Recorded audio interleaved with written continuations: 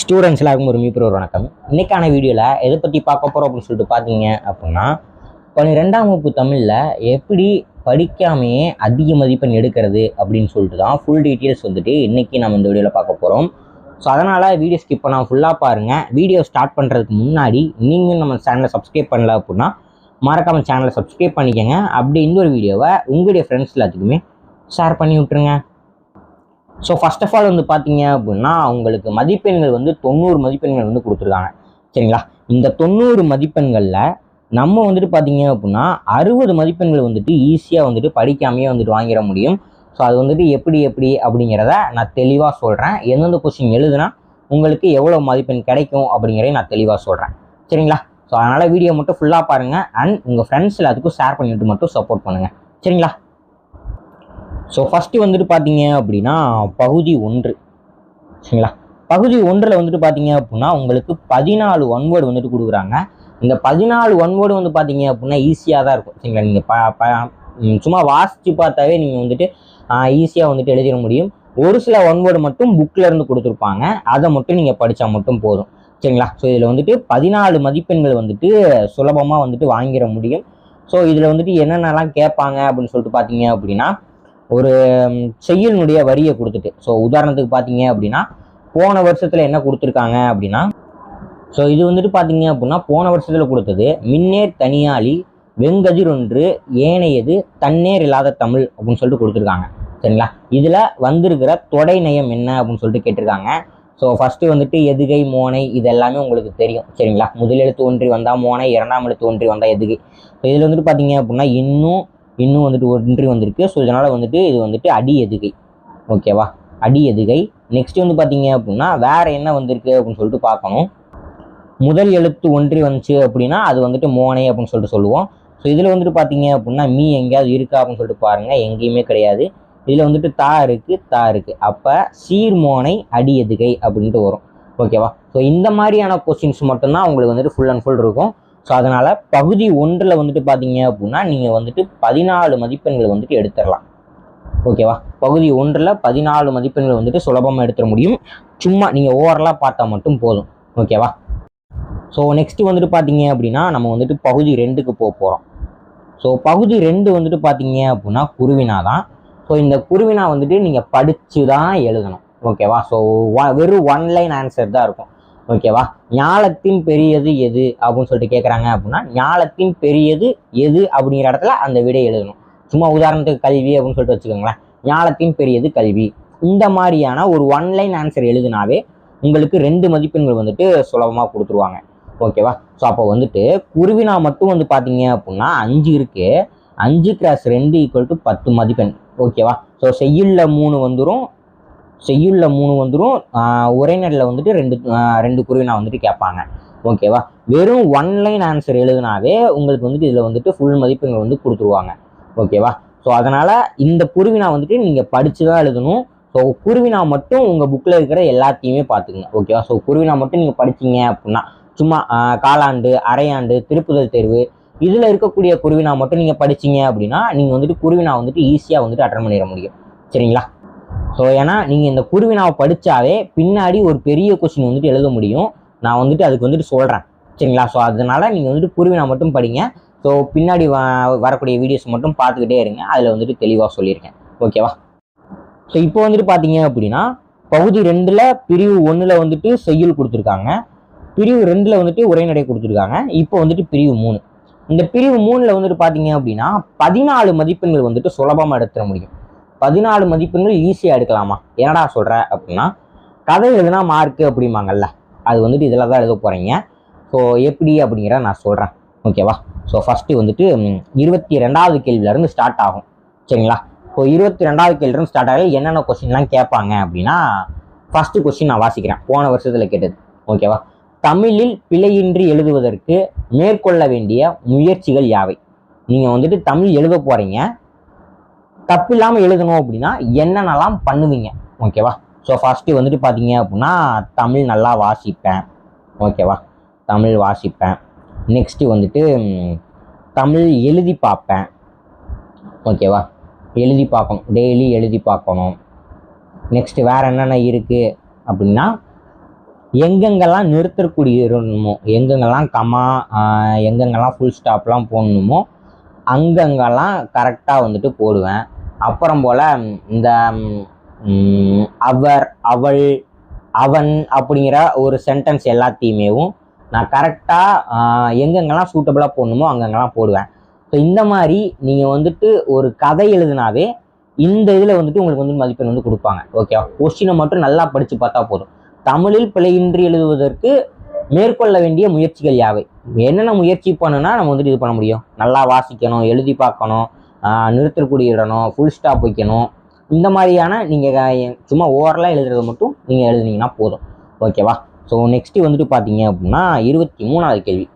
ஓகேவா? ஸோ இதில் வந்துட்டு வல்லினமைகளை இட்டும் நீக்கியும் எழுதுக அப்படின்னு சொல்லிட்டு கொடுத்துருப்பாங்க. ஓகேவா? வல்லினமைனா என்ன அப்படின்னா க, ச, ட, த, ப, ர. இதுதான் வந்துட்டு வல்லினமை. நீங்கள் சும்மா ஓவரலாக மட்டும் சொல்லிட்டு போகிறீங்க ப்ரோ, எங்களுக்கு கொஸ்டின் பேப்பர் வச்சு சொல்லித்தாங்க அப்படின்னா நாளைக்கு வந்துட்டு நான் லைவ் வருவேன். அந்த லைவில் வந்துட்டு நீங்கள் வந்துட்டு கலந்துக்கங்க. நாளைக்கு அதில் வந்துட்டு நான் உங்களுக்கு வந்துட்டு கொஸ்டின் பேப்பரோட நான் வந்து வீடியோ வந்து போடுறேன். ஓகேவா?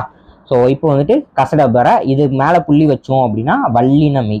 இது வந்துட்டு எங்கெங்கெல்லாம் வரணும், எங்கெங்கெல்லாம் வரக்கூடாது அப்படின்ட்டு சொல்லணும்.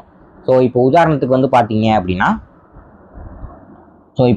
வந்து இந்த இதில் வந்துட்டு மாணவர்கள் பெற்றோர்களை தமது நண்பர்களாக பாவித்து நட்பு கொள்ள வேண்டும், தமது இன்ப துன்பங்களை பெற்றோர்களுடன் பகிர்ந்து கொள்ள வேண்டும் அப்படின்னு சொல்லிட்டு கொடுத்துருக்காங்க.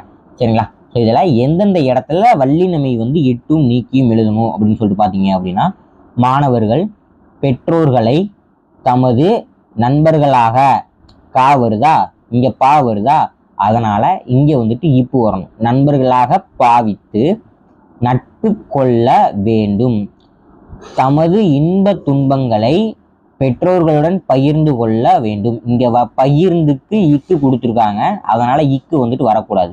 ஓகேவா? நெக்ஸ்ட்டு வந்துட்டு இன்ப துன்பங்களை இங்கே வந்துட்டு இத்து வந்தாலும் வரும். ஓகேவா? ஸோ இன்ப துன்பங்களை அப்படின்ட்டு வரும். நெக்ஸ்ட்டு வந்து பெற்றோர்களை இத்து வர்றதுக்கான வாய்ப்புகள் வந்துட்டு இருக்கு. ஓகேவா? இல்லை அங்கே வந்துட்டு இப்போ இத்து வராது, வேணாம். மாணவர்கள் பெற்றோர்களை தமது நண்பர்களாக பாவித்து, நண்பர்களாக இங்கே வந்துட்டு இப்போ வரணும். நட்பு கொள்ள வேண்டும், தமது இங்கே வந்துட்டு நட்புன்னு தான் வரணும், இக்கு வந்துட்டு வராது அப்படின்னு சொல்லிட்டு நினைக்கிறேன். தமது இன்ப துன்பங்களை பெற்றோர்களுடன் பகிர்ந்து கொள்ள வேண்டும், பகிர்ந்துக்கு இக்கு வராது. ஓகேவா? ஸோ இதுதான் வந்துட்டு வல்லினமைகளை இட்டும் நீக்கியும் எழுதுக. எங்கெங்கெல்லாம் தப்பாக கொடுத்துருக்காங்களோ அதெல்லாம் கரெக்ஷன் பண்ணி எழுதுறீங்க, அவ்வளோதான். நெக்ஸ்ட்டு வந்துட்டு பார்த்தீங்க அப்படின்னா தொடரில் உள்ள பிழைகளை நீக்கி எழுதுக அப்படின்னு சொல்லிட்டு கொடுத்துருக்காங்க. ஸோ இதில் வந்துட்டு பார்த்தீங்க அப்படின்னா ரங்கன் வெண்கல பாத்திரக்கடை வைத்திருக்கிறார் அப்படின்னு சொல்லிட்டு கொடுத்துருக்காங்க. இதில் இருக்கிற தப்பு என்ன அப்படிங்கிறத எடுத்து போட்டு எழுதணும்.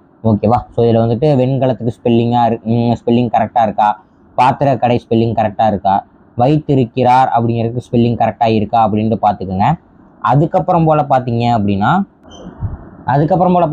இதில் வேறு ஏதாவது இதை மாற்றணும் அப்படின்னா அது வந்துட்டு மாற்றி எழுதிக்கணும். ஓகேவா?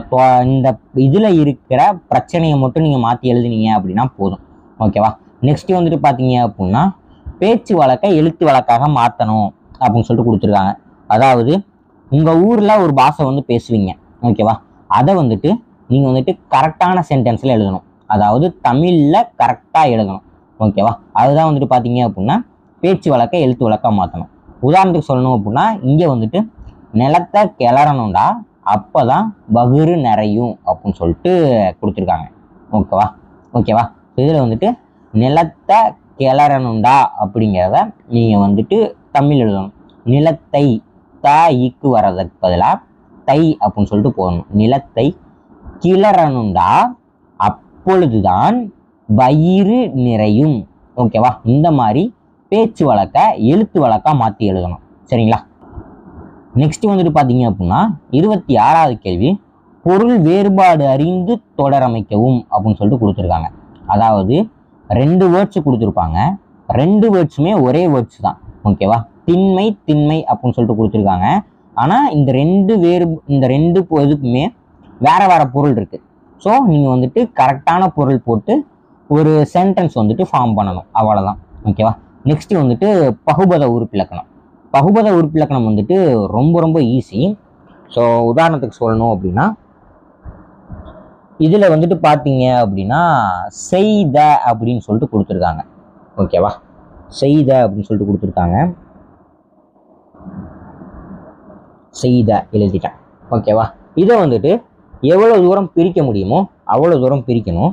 உதாரணத்துக்கு சொல்லணும் அப்படின்னா செய் சேர்ப்பு தாவை எப்படி பிரிக்கலாம்னா இத்து சேர்ப்பு ஆ. ஓகேவா, இதுதான் செய்தக்கான இது. ஓகேவா, இது வந்துட்டு பகுதி, இது வந்துட்டு விகுதி. ஓகேவா, விகுதி. இது வந்துட்டு பார்த்தீங்க அப்படின்னா இடைநிலை. இவ்வளவுதான் பகுபத உறுப்பிலக்கணம், வேற ஒண்ணுமே கிடையாது. ஓகேவா, செய்னா பகுதி, ஆனா விகுதி, அதுக்கு வந்துட்டு பெயரச்ச விகுதி அப்படின்னு சொல்லிட்டு ஒரு இது இருக்கும். ஆ ஊ இது எல்லாத்துக்குமே சொல்லிட்டு ஒவ்வொரு பேர் இருக்கும். நீங்க விகுதின்னு போட்டாவே போதும். இல்லை உங்களுக்கு இது தெரியுது பெயரச்சம் வினையச்சம் இதெல்லாம் தெரியுது அப்படின்னா நீங்க வந்துட்டு போட்டுக்குங்க. நடுவில் வர்றது இத்து, இத்து வந்துட்டு இடைநிலை. ஓகேவா, ஸோ இவ்வளவுதான் பகுபத உறுப்பிலக்கணம். ஏதேனும் ஒன்றுக்கு பகுபத உறுப்பிலக்கணம் தருக அப்படின்னு சொல்லிட்டு கொடுத்துருக்காங்க. இது மட்டும் எழுதுனீங்க அப்படின்னாவே உங்களுக்கு வந்துட்டு 2 மார்க் வந்து கொடுத்துருவாங்க. நெக்ஸ்ட் வந்துட்டு கலை சொல்லாக்கம் தருக. கலை சொல்லாக்கம் தருகவில் வந்து பார்த்தீங்க அப்படின்னா ஸ்டேப்லர் அப்படின்னு சொல்லிட்டு கொடுத்துருக்காங்க. நெக்ஸ்ட் வந்துட்டு டெல்லர் அப்படின்னு சொல்லிட்டு கொடுத்துருக்காங்க. சும்மா நீங்கள் நார்மலாக பேசுறது தான். ஸ்டேப்லர்னா என்ன அப்படிங்கிறதும், டெல்லர் அப்படின்னா என்றதும். டெல்லர்னா யார் சொல்கிறவங்க, அப்போ அவங்களுக்கு என்ன பேர் அப்படிங்கிறத நீங்கள் வந்துட்டு தமிழ் எழுதணும், அவ்வளோதான். ஓகேவா, நெக்ஸ்ட் வந்துட்டு பார்த்தீங்க அப்படின்னா 29 புணர்ச்சி விதி தருக அப்படின்னு சொல்லிட்டு கொடுத்துருக்காங்க. புணர்ச்சி விதி எப்படி அப்படின்னு சொல்லிட்டு பார்த்தீங்கன்னா அதுவும் சேம் தான். ஸோ உதாரணத்துக்கு சொல்லணும் அப்படின்னா இதில் வந்துட்டு தலைக்கோல் அப்படின்னு சொல்லிட்டு கொடுத்துருக்காங்க. ஓகேவா,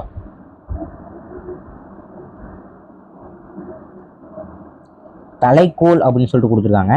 இதை நம்ம எப்படி பிரிக்கலாம் அப்படின்னா தலைமை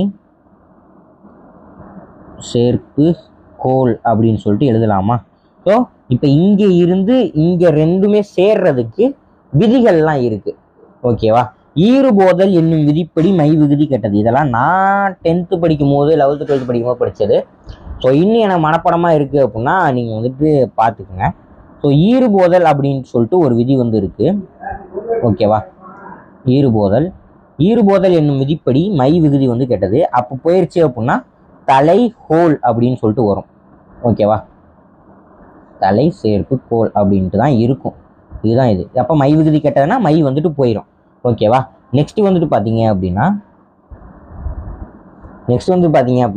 இந்த தலை கோலுக்கு நடுவில் வந்துட்டு இக்கு வரணும். ஓகேவா, ஸோ இக்கு வரணும் அப்படின்னா ஒரு இதுக்கு மேலே இன்னொரு உடல் மேல் உயிர் வந்து ஒன்றுவது இயல்பே அப்படிங்கிற விதிப்படி வந்துட்டு சேர்ந்து புணர்ந்தது அப்படின்னு சொல்லிட்டு கொடுத்துடலாம். ஓகேவா, ஆனால் இக்கு வர்றதுக்கு வந்துட்டு இனமிகள் என்னும் விதிப்படி இக்கு வரும் அப்படின்னு சொல்லிட்டு எனக்கு லைட்டாக தெரியல. ஸோ இந்த இது சேர்றதுக்கு வந்துட்டு பார்த்தீங்க அப்படின்னா ஒரு விதி வந்து இருக்கு. அண்ட் ஃபைனலாக உடல் மேல் உயிர் வந்து ஒன்றுவது இயல்பே, மவ்வீறு ஒற்றொழிந்து, இந்த மாதிரி வந்துட்டு பார்த்தீங்க அப்படின்னா ஒரு சில விதிகள்லாம் இருக்கு. ஸோ அந்த விதிகளை பயன்படுத்தி சேர்த்து போட்டீங்க அப்படின்னா அவ்வளோதான், புணர்ச்சி விதி வந்து முடிஞ்சிருச்சு. ஓகேவா, ஸோ அண்ட் நெக்ஸ்ட் வந்துட்டு பார்த்தீங்க அப்படின்னா சொல்லை பிரித்தும் சேர்த்தும் தொடரமைக்க அப்படின்னு சொல்லிட்டு கொடுத்துருக்காங்க. கோவில் தாமரை அப்படின்னு சொல்லிட்டு கொடுத்துருக்காங்க. ஸோ ஃபர்ஸ்ட் வந்துட்டு கோவில் அப்படின்னு சொல்லிட்டு எடுத்துக்கலாம். கோவிலை எப்படி பிரிக்கலாம் அப்படின்னா கோ வில். ஸோ கோனா அரசன் அப்படின்னு சொல்லிட்டு ஒரு இது இருக்கும். எனக்கு சரியாக தெரியலைங்க, இதெல்லாம் நான் எப்பயோ படித்தது. வில்லுனா அம்பு. ஸோ அப்போ அரசனையும் வில்லையும் வச்சு நீங்கள் வந்துட்டு ஒரு தொடர் மட்டும் அமைச்சா போதும். ஓகேவா, ஸோ இந்த மாதிரி தான் வந்து பார்த்தீங்க அப்படின்னா இந்த 14 மதிப்பெண்களும் நீங்கள் வந்துட்டு சுலபமாக எடுக்க முடியும். ஓகேவா, ஸோ இதில் வேறு ஏதாவது டவுட் இருக்குது அப்படின்னா கீழே கமெண்ட் செக்ஷனில் கமெண்ட் பண்ணுங்கள். இப்போ நம்ம அடுத்த பார்ட்டை தேடி போவோம். ஓகேவா, நெக்ஸ்ட் வந்துட்டு பகுதி 3. இப்போ வந்துட்டு பார்த்தீங்க அப்படின்னா பகுதி 3. இந்த பகுதி 3ல் வந்துட்டு பார்த்தீங்க அப்படின்னா சிறுவினா வந்துட்டு கொடுத்துருக்காங்க. சரிங்களா, ஸோ இந்த சிறுவினாவை வந்துட்டு செய்யுள்ள சிறுவினாவும் அதே மாதிரியே உரைநடையில் சிறுவினாவும் கொடுத்துருக்காங்க. இதை வந்துட்டு நீங்கள் படித்தாதான் எழுத முடியும். ஓகேவா, ஸோ நமக்கு படிக்கிறது வந்துட்டு தேவையில்லை இல்லையா, படிக்கிறது வந்துட்டு தேவை கிடையாது. நம்ம படிக்காமல் எப்படி மார்க் வாங்குறது அப்படிங்கிறதான் பார்க்குறோம். அதனால் இந்த சிறுவினா வந்துட்டு ஸ்கிப் பண்ணிடலாம். ஓகேவா, இல்லை எனக்கு சிறுவினா தெரியும், இல்லைன்னா சிறுவினா நான் எழுதணும் அப்படின்னு சொல்லிட்டு நினைக்கிறீங்கன்னா நீங்கள் குருவினா படிச்சிருப்பீங்கல்ல, அந்த குருவினாவில் ஒரு 2 குருவினா இல்லை 3 குருவினா, ஸோ 2 குருவினா இல்லை 3 குருவினா இந்த குருவினாவை நீங்கள் சேர்த்து எழுதி வச்சிங்க அப்படின்னா அதுதான் வந்துட்டு பார்த்தீங்க அப்படின்னா சிறுவினா. அந்த இதுக்கு வந்துட்டு உங்களுக்கு வந்துட்டு மதிப்பெண் கிடைக்க வாய்ப்புகள் வந்துட்டு நிறைய இருக்குது. ஸோ அதனால் இப்படி நீங்கள் எழுதிக்கங்க. ஓகேவா? ஸோ இது வந்துட்டு மினிமம் படிக்கிற ஸ்டூடெண்ட்ஸ் வந்து இப்படி எழுதிக்கங்க. இல்லை ப்ரோ நான் படித்து எழுதிக்கிறேன் அப்படிங்கிறவங்க நீங்கள் படித்து எழுதிக்கங்க. ஓகேவா? ஸோ நெக்ஸ்ட்டு வந்துட்டு பார்த்தீங்க அப்படின்னா பிரிவு 3லேயே வந்துட்டு பகுதி 3ல் பிரிவு 3. ஓகேவா? பிரிவு 3. அப்போ பிரிவு 1 வந்துட்டு செய்யுள், 2 வந்துட்டு உரைநடை,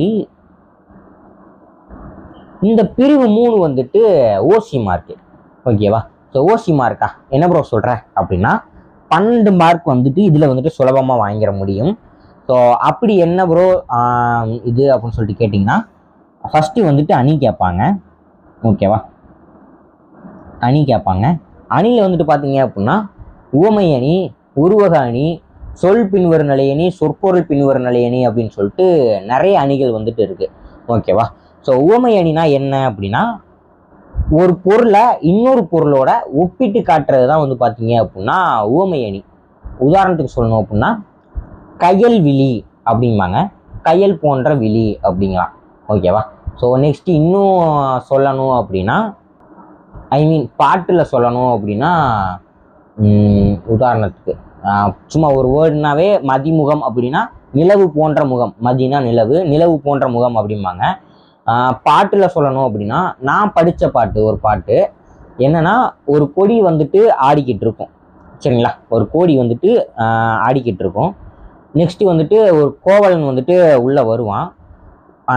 கோவலன் வந்துட்டு அந்த நாட்டை விட்டு வெளியே போவான். இந்த கொடி வந்துட்டு காற்றுக்கு ஆடுறது வந்துட்டு இயல்பு தான். ஆனால் கொடி காற்றுக்கு ஆடுறத கோவலன் வெளியே போகிறான்ல, அந்த நாட்டை விட்டு வெளியே போகிறான், அவனை போகாத அப்படின்னு சொல்லிட்டு சொன்ன மாதிரி இருக்கும். சரிங்களா? இது வந்துட்டு ஒரு விதமான ஊமை அணி. ஓகேவா? ஸோ இந்த மாதிரி ஒரு பொருளை இன்னொரு பொருளோடு ஒப்பிட்டு சொல்கிறது தான் வந்துட்டு பார்த்தீங்க அப்படின்னா ஊமை அணி. அதாவது இயற்கையில் இருக்கக்கூடிய ஒரு பொருளை இன்னொரு பொருள் கூட ஒப்பிட்டு சொல்லணும். ஓகேவா? நான் சொன்னேன்ல, கொடி காற்றுக்கு ஆடுறது இயல்பான விஷயம். ஆனால் கோவலன் வெளியே போகிறான், அந்த கொடி ஆடுறது எப்படி இருக்குது அப்படின்னா கோவலனை போகாதன்னு சொன்ன மாதிரி இருக்குது. அந்த இதான் வந்துட்டு பார்த்தீங்க அப்படின்னா ஊமை அணி. இதில் வந்துட்டு நீங்கள் எப்படி எழுதணும் அப்படின்னு சொல்லிட்டு பார்த்தீங்க அப்படின்னா ஃபஸ்ட்டு வந்துட்டு அணி. ஓகேவா? நெக்ஸ்ட்டு வந்துட்டு பொருள், நெக்ஸ்ட்டு வந்துட்டு விளக்கம்.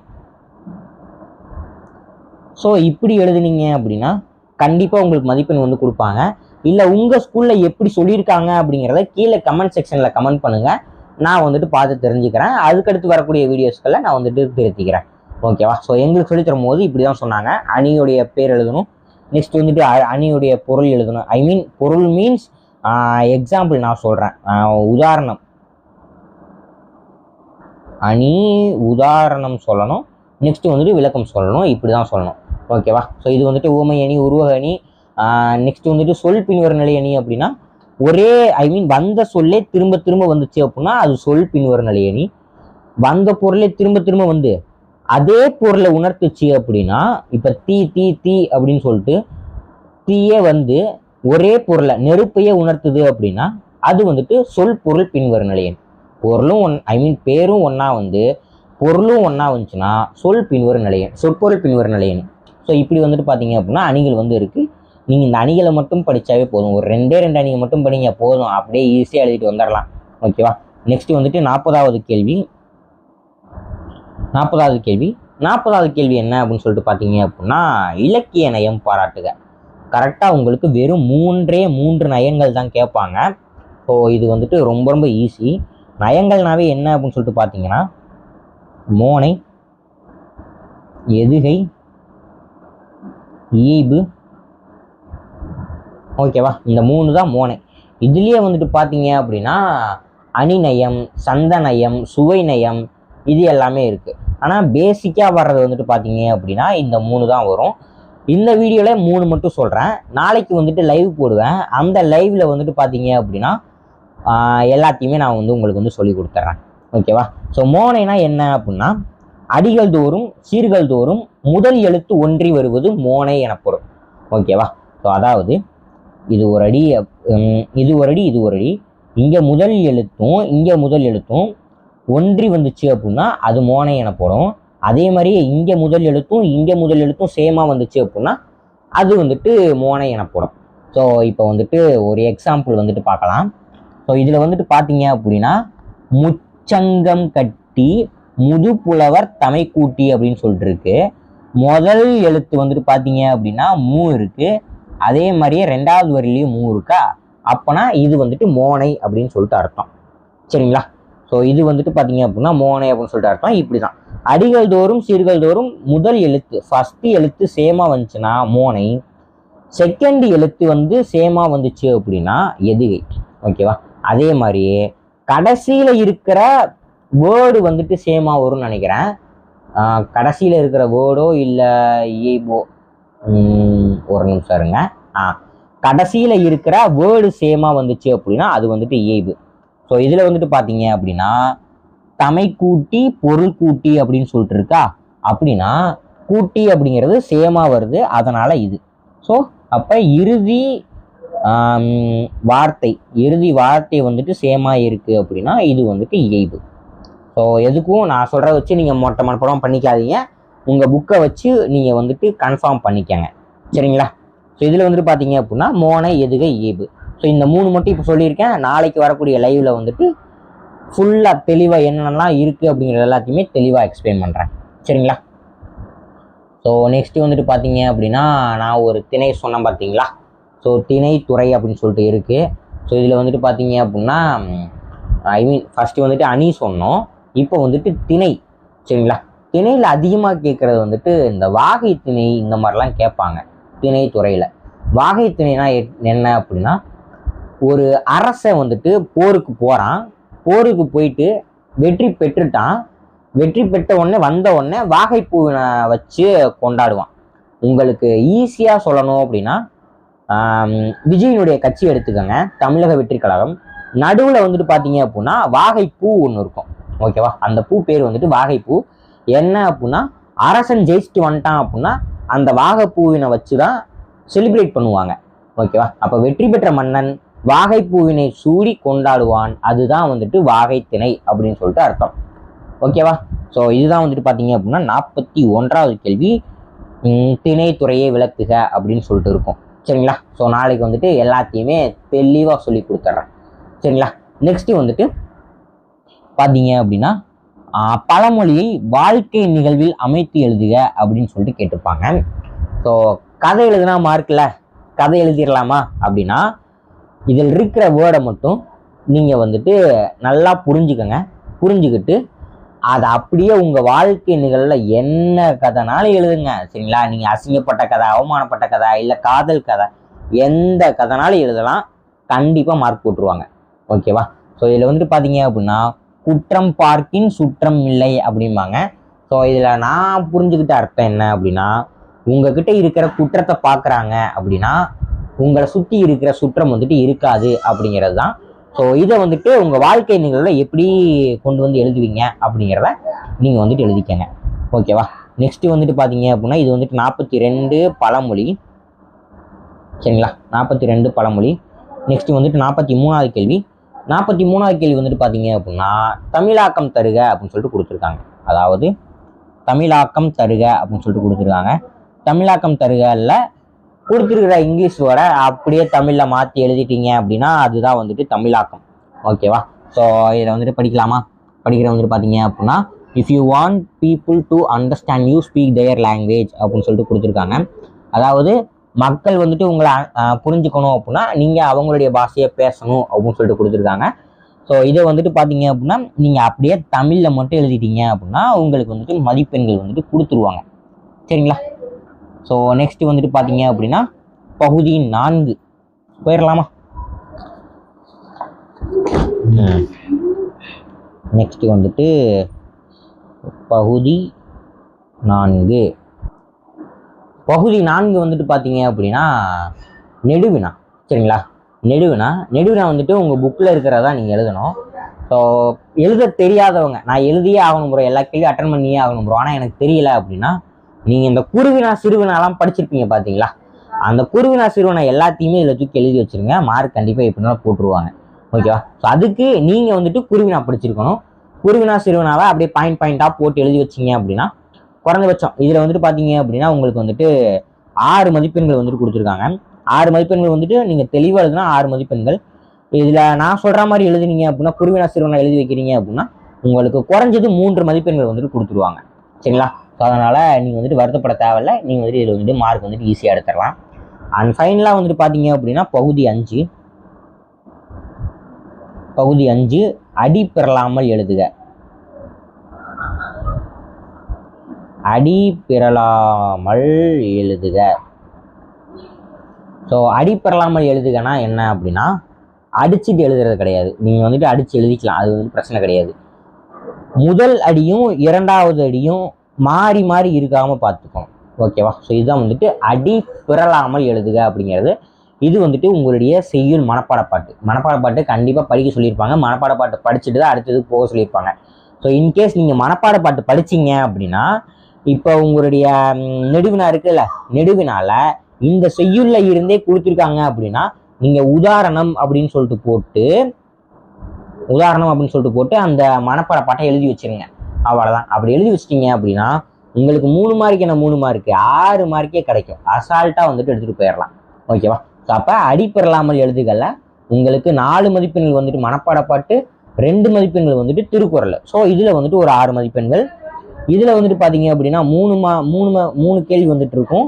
நீங்கள் 3 மார்க்கு போட்டாலும் வந்துட்டு பார்த்தீங்க அப்படின்னா உங்களுக்கு 9 மதிப்பெண்கள் வந்து கிடைச்சிரும். சரிங்களா?